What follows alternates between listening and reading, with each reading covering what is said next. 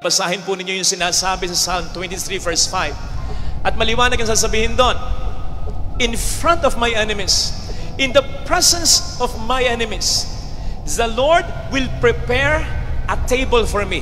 Ipaghahanda ako ng Diyos. Yan ay simbolo ng tagumpay sa harap ng aking mga kaaway. Di po ba? Kung meron mang napakasarap na tagumpay, ay yan ay sa harap ng mga tao na sa'yo'y umaaway o ng mga problema mo sa buhay. Wala nang masasarap ang tagumpay kung sa kabila ng lahat ng nangyayari sa'yo, sa tulong ng Panginoon ay napagtagumpayan mo ito.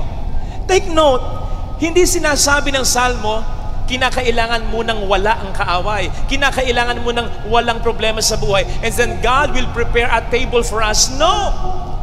Yes, may blessing kapag walang problema. Blessing yan. Pero huwag natin kakalimutan that even in the midst of sufferings and problems, God can still and will still even more bless us. Sa katunayan, doon niya mas naipaparamdam ang kanyang kapangyarihan, ang kanyang pagmamahal when everything is not okay in our life. Kapatid, hindi mo kinakailangang i-edit ang buhay mo. Hindi mo kinakailangang sabihin sa sarili mo, wala akong problema, kung sa totoo lang, ang dami talaga. Hindi mo kinakailangan sabihin sa sarili mo, masaya ako, kung sa totoo lang, nalulungkot ka at nanghihina ka na.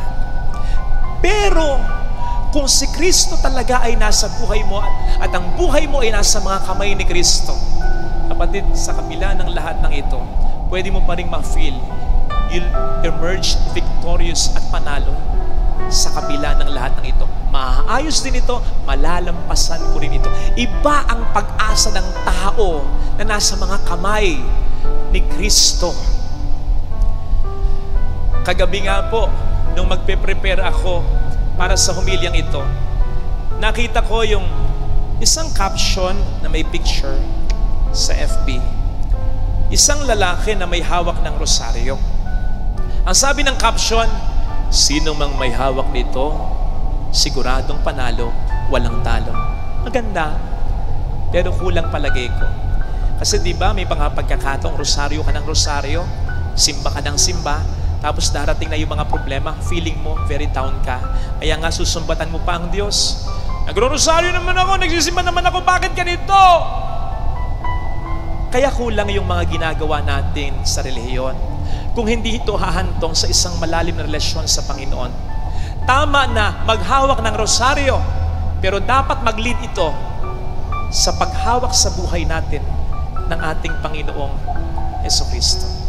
Doon mas mararamdaman mo, sa kabila ng mga problema, malaki ang pag-asa. Mayorya ka, mananalo at mananalo ka. Kaya mga kapatid, isa ring dahilan kung bakit nakalambong ang mga imahe ay upang sabihin sa atin, hindi naman mahalaga kung minsan yung pagtingin natin sa Diyos. Ang mahalaga kung paano tayo tinitingnan ng Diyos. You are valuable. You are the apple of the eyes of God. Mahal ka niya. Yun ang challenge. Hindi lang yung ipakita natin sa Panginoon na mahal natin siya, kundi yung maniwala ka talaga. Maramdaman mo talaga, makakumbinsi ka talaga na mahal ka niya. Yun ang mas magpapatatag sa atin sa gitna ng problema.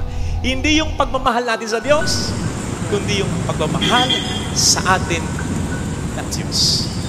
Kahit na may problema ka ngayon, at kahit na walang kasiguraduhan, bukas makalawa, solve na ba yung problema? Magkakasundo na ba ang pamilya? Magbabago na ba ang anak o ang irresponsableng asawa? Magkakaanak na nga ba? Matutupad na nga ba ang hinihiling mo sa kanya? Walang kasiguraduhan yon. Kapatid, kahit na may problema ka, ilalagay mo yon. Hindi ka tulad ng iba na nagsasabing, saka lang ako magsisimba kapag wala na akong problema. Hindi ka rin nakikinig sa iba na nagsasabing, ba't ka nagsisimba? May nangyayari